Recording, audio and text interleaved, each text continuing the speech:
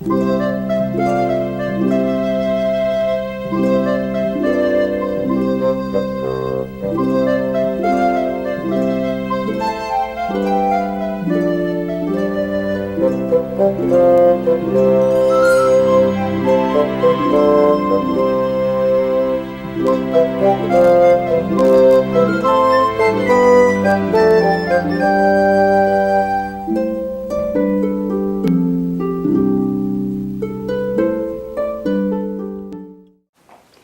and welcome to The Extra Mile. I'm Linda Boudreaux. Our guest today is Dr. Janice Weber.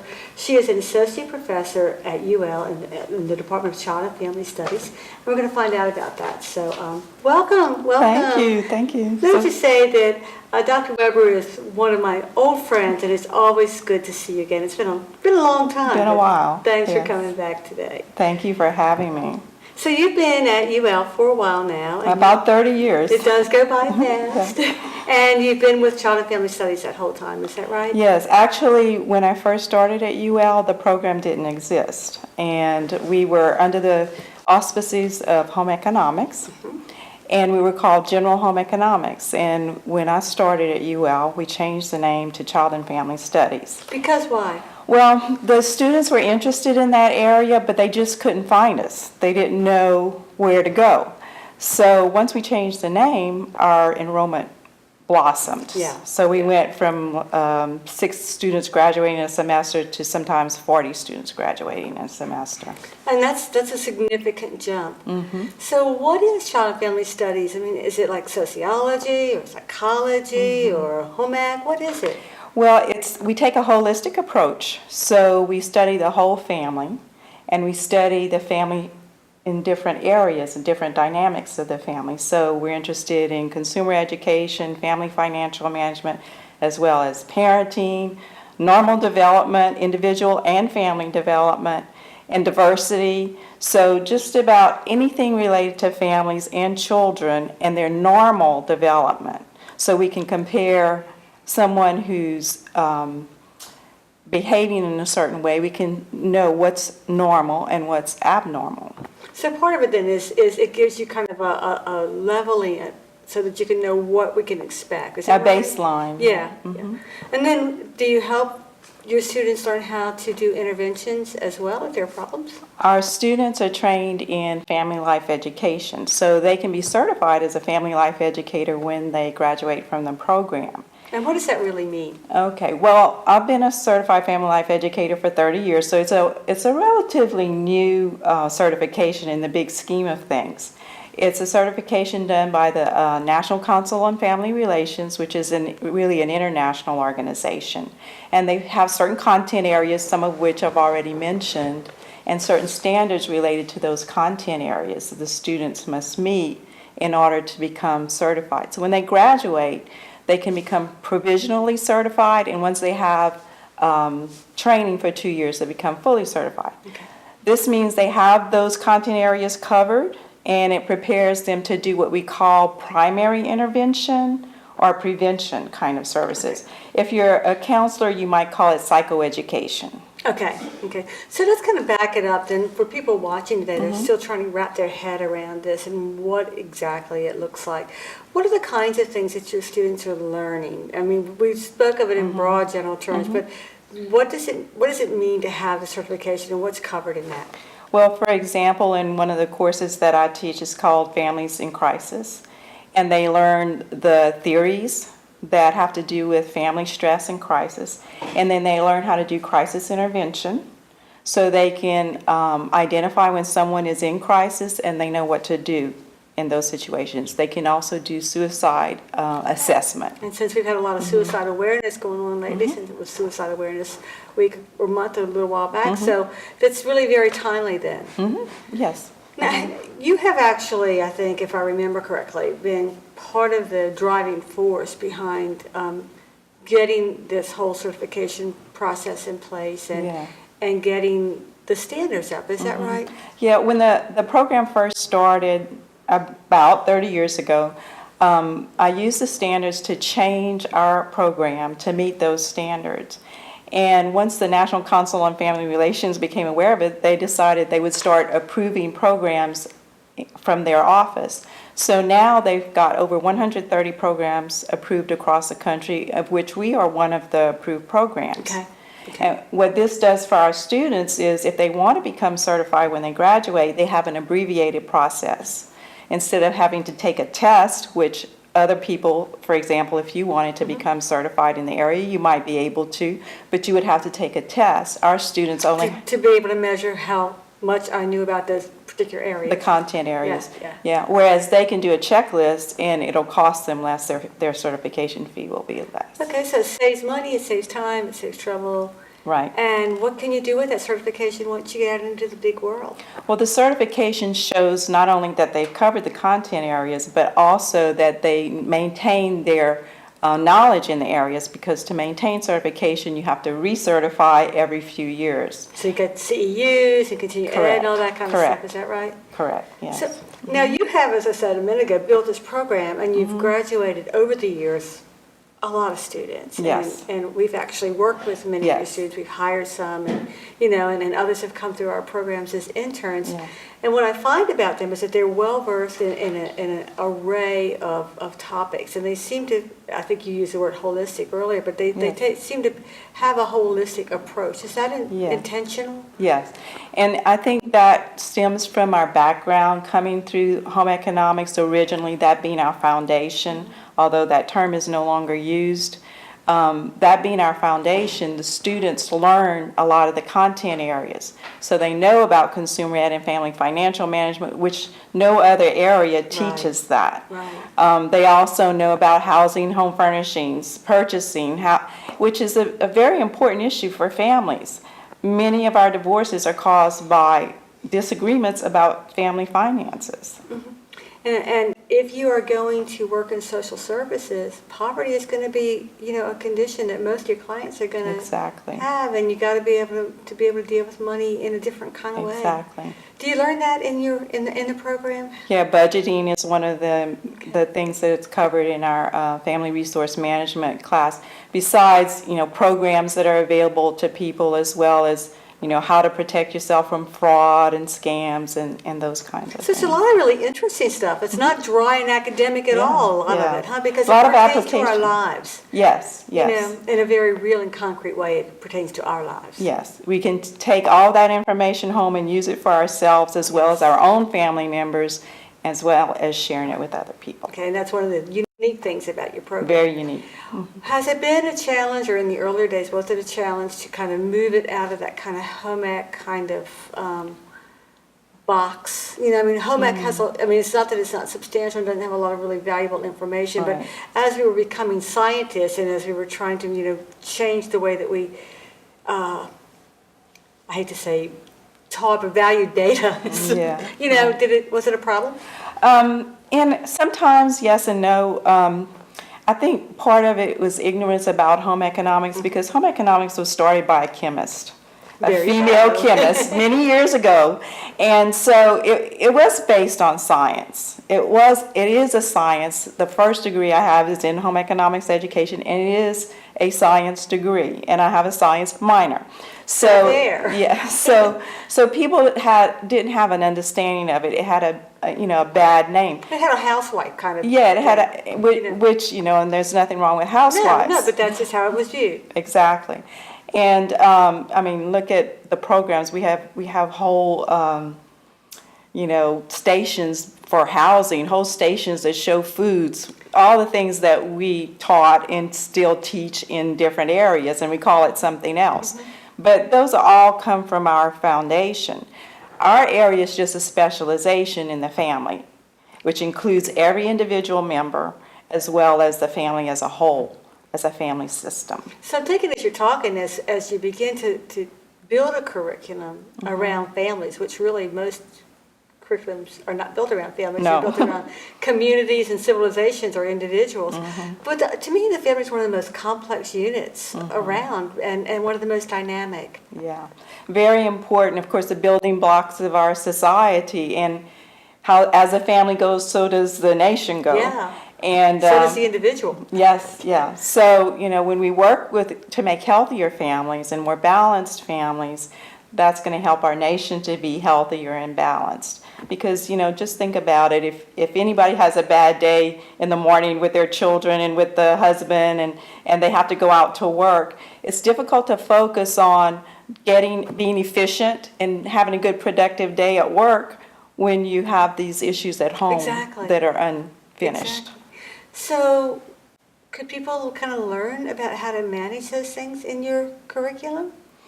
In our classes, our students learn about every aspect of the family. We have courses from the beginning. We talk about individual development Like from conception through death, all the phases of life. all the phases of life, and all the developmental tasks related to those phases of life, and what's normal development, and what to expect in each phase. And then, of course, the crisis class helps us to know, well, what can we do when people have things that go wrong? And things do go wrong. And they do. Everybody, you don't get through this life without any stress. It's a normal part of life. It's not a free pass. Yeah, not a free pass. And some of us have more resources than others, and we cover the resources in family resource management. Resources help us to get through things.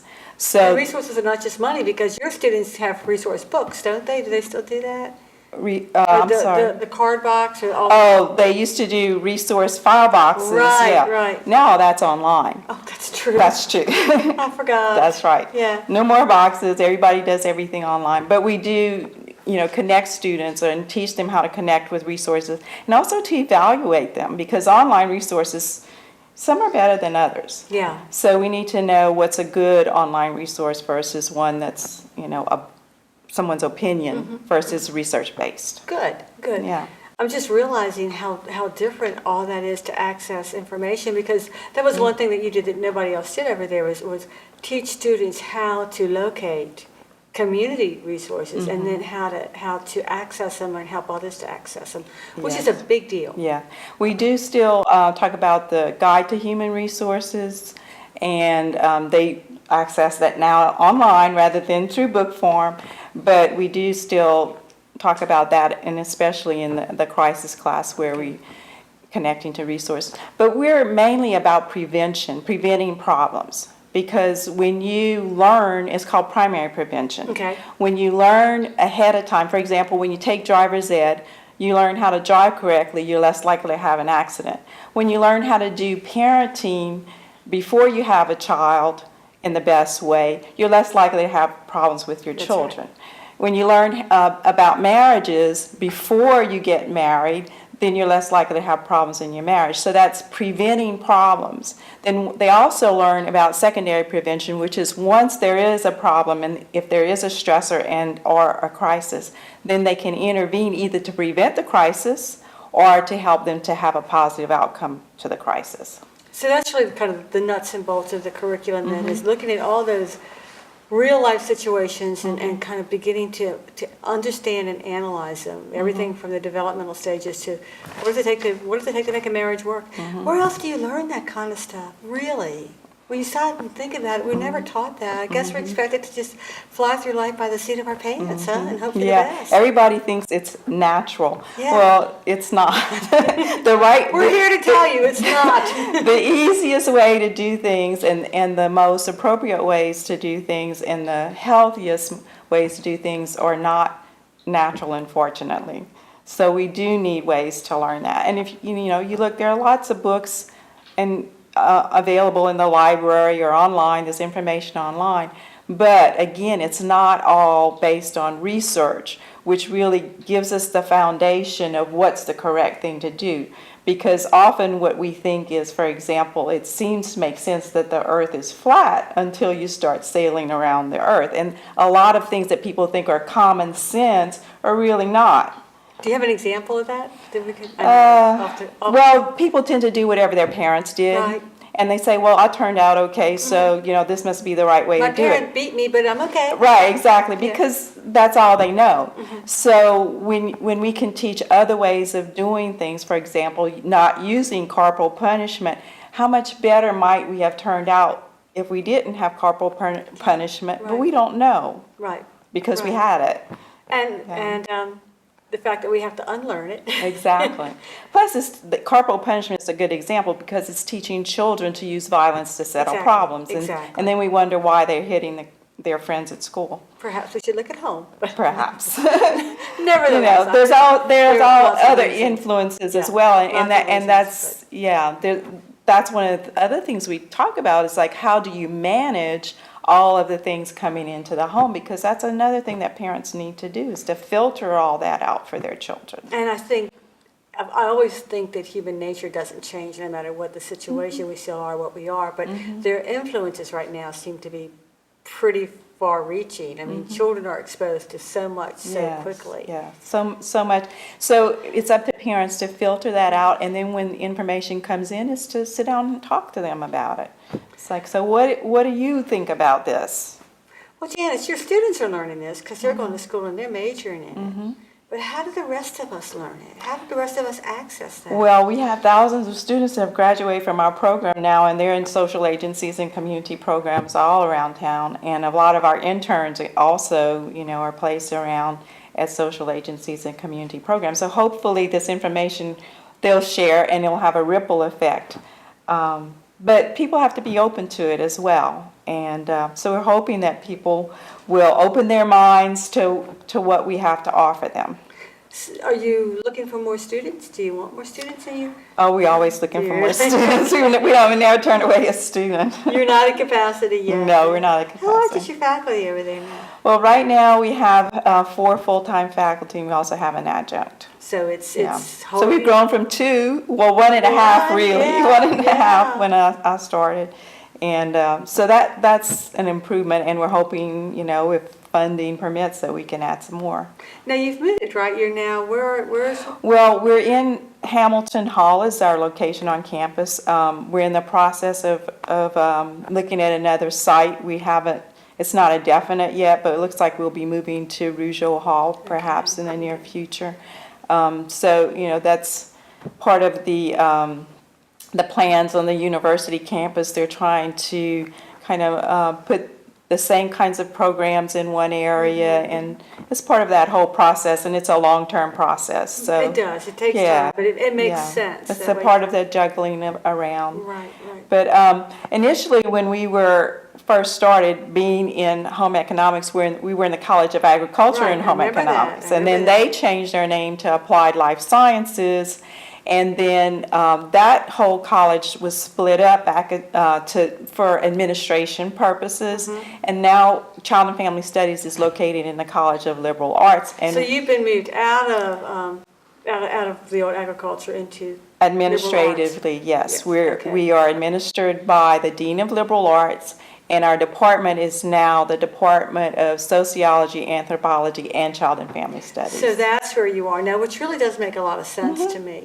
Yeah, we are related. We definitely are related. And we have some of our students minor in sociology, and sociology students minor in Child and Family Studies. So we have about 150 minors. Wow. Also from criminal justice, psychology, we also get it. So there's a lot of overlapping and interfacing between those particular disciplines. Yeah. The advantage of being in Child and Family Studies is we have an internship. I was going to ask you about that because Yes. I love your internship. Yeah. The internship gives our students an experience, hands-on, chance to apply what they've learned. It's non-paid, so it's a totally learning experience, 150 hours in their last semester. And we have more people asking for interns than we have interns Because every you have- semester. And you have good interns. I Well, mean, thank you. Your students are really top-notch. We try. We try. So you brought that internship program to the department, didn't you? Was that a part of your The initiative? internship existed, but we expanded on it tremendously, and we made it much more professional, and have learning contracts that the students have to sign and develop, and in conjunction with myself and with the supervisor on site. And we evaluate them based on whether or not they meet all of the criteria that they say they're going to do. And if they haven't, why haven't they met those goals and objectives? And so it's much more professionalized, I guess you could Yeah. say, since we've been doing it so many years now. Now, what We kind of learn. feedback do you get from the students after they've done an internship? We get the students love the internship. They all look forward to doing that. They're a little nervous at first, but once they get started, they love it. And often they get hired by the agencies Yeah. that if they have a possible opening, they will hire the student true. because they're already partially trained. But many agencies can't. But they get that networking experience when they're, let's say, they were with the Extra Yeah. Mile. They get to network with other agencies, and the other agency may have an opening. So So it really is a good entree into the work. very What good. about graduate work? Is this a field that you can get a master's or a PhD in child and family studies, or would it be called something different? Well, there are those degrees, but not at our university. Many of our students have gone on to get graduate degrees. We have some that have gotten masters in social work. We have some that are attorneys.